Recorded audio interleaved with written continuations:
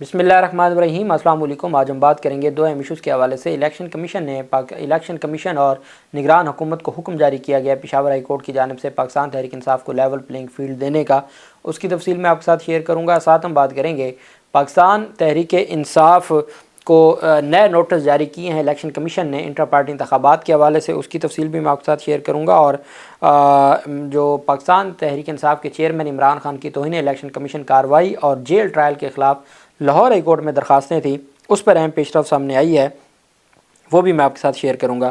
سب سے پہلے تو میں آپ کو بتاتا چلوں کہ جج محمد بشیر نے جو عمران خان کی توشہ خانہ کیس میں نیب کیس میں ضمانت خارج کی ہے، ان کی جانب سے ساتھ یہ بھی حکم جاری کیا گیا ہے کہ نیب تفتیش کرے گا عمران خان سے جیل میں۔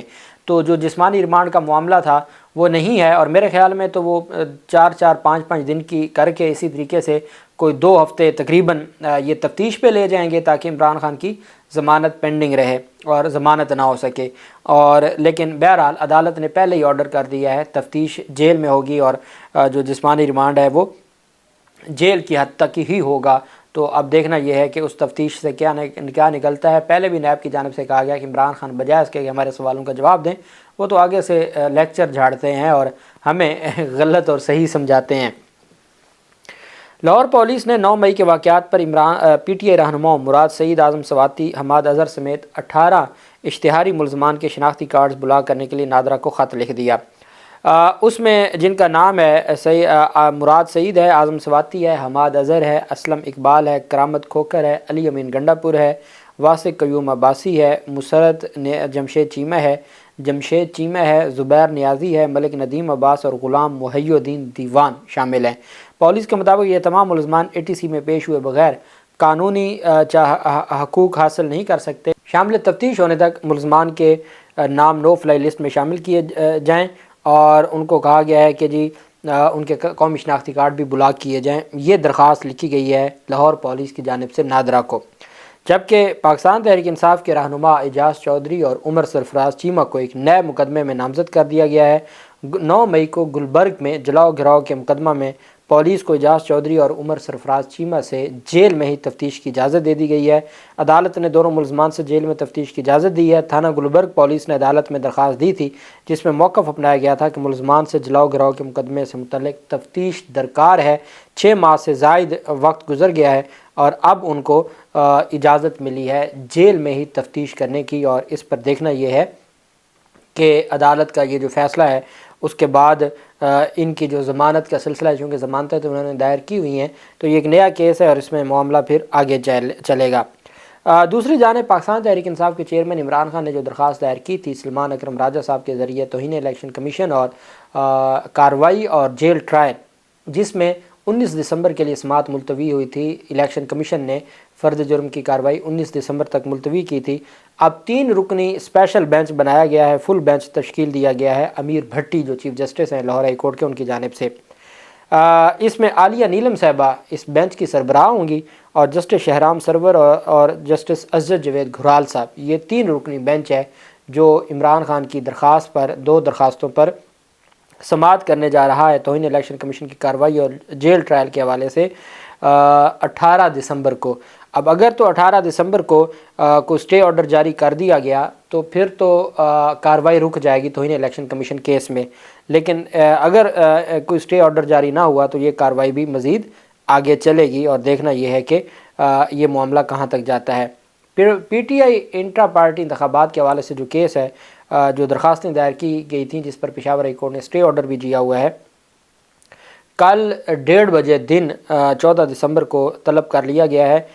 چیف الیکشن کمشنر PTI نیاز اللہ نیازی کو، سیکرٹری جنرل پاکستان تحریک انصاف عمر ایوب سمیت 9 عہدیداروں کو نوٹس جاری کیا گیا ہے، اور اس میں یہ 13 درخواستیں تھیں اکبر اسبابر سمیت، جن کی درخواستوں پر جو ہمارے قائم مقام پاکستان تحریک انصاف کے چیئرمین ہیں بیرسٹر گوہر علی خان، ان کو بھی طلب کیا گیا ہے اور باقی لوگوں کو بھی طلب کیا گیا ہے، اور اس میں کہا گیا ہے کہ آپ ہر صورت پیش ہوں اور جو کارروائی ہے اس کو آگے بڑھایا جا سکے۔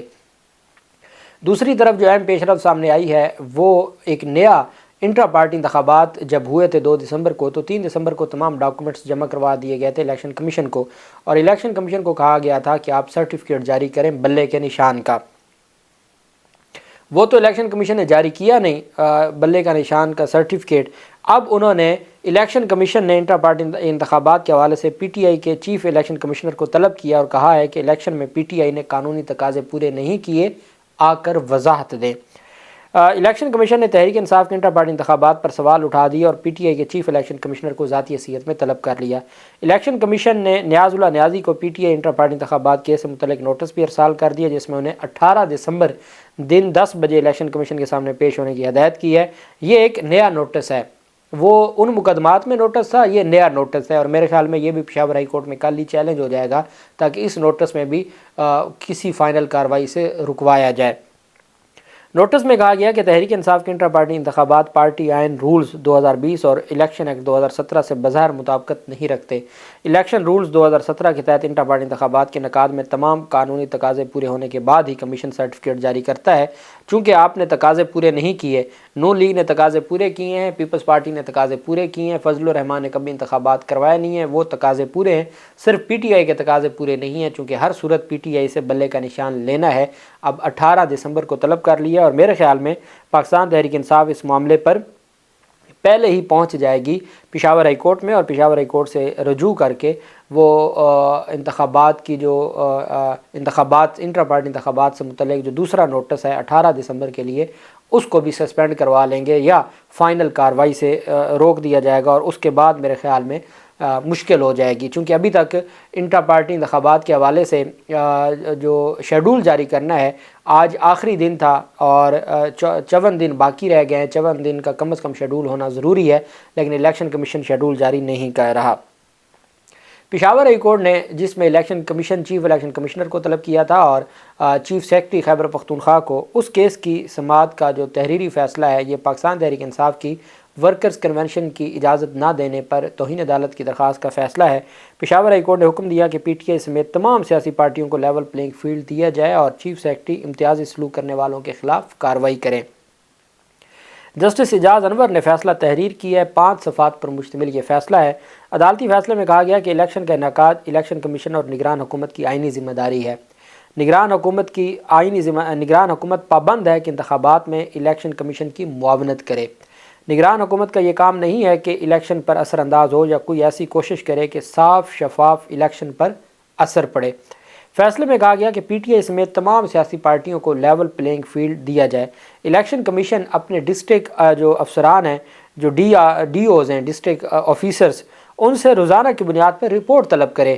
کسی سیاسی پارٹی کے ساتھ امتیازی سلوک ہو تو جو ڈسٹرکٹ آفیسر ہے الیکشن کمیشن کا، وہ الیکشن کمیشن کو اسی دن رپورٹ دے اور election commission check and balance رکھے۔ الیکشن کمیشن کا کام، اب تو الیکشن کمیشن انتخابات اور شیڈول جاری ہونے سے پہلے پورا الیکشن کمیشن تو جیل گیا ہوا تھا عمران خان کے پاس، تو انہوں نے انتخابات کی کیا تیاری کرنی ہے؟ تو عدالت کہہ رہی ہے کہ آپ ہر روز کی بنیاد پر ہر ضلع کے افسر سے، اپنے افسر سے رپورٹ طلب کریں کہ آج آپ کے ضلع میں کسی سیاسی جماعت کے ساتھ کوئی امتیازی سلوک تو نہیں ہوا۔ امتیازی سلوک پر سیاسی پارٹی چیف سیکرٹری کو رپورٹ کرے اور چیف سیکرٹری امتیازی سلوک کرنے والوں کے خلاف کارروائی کرے۔ عدالت نے اپنے فیصلے میں کہا کہ تحریک انصاف بار بار اس عدالت سے رجوع کر رہی ہے کہ ان کے ورکرز کے خلاف ایف آئی آرز درج ہو رہے ہیں اور ان کو لیول پلینگ فیلڈ نہیں دیا جا رہا۔ چیف سیکرٹری نے عدالت میں کہا کہ وہ صورتحال سے باخبر ہے اور عدالتی احکامات پر ایس او پیز بنائے گئے ہیں۔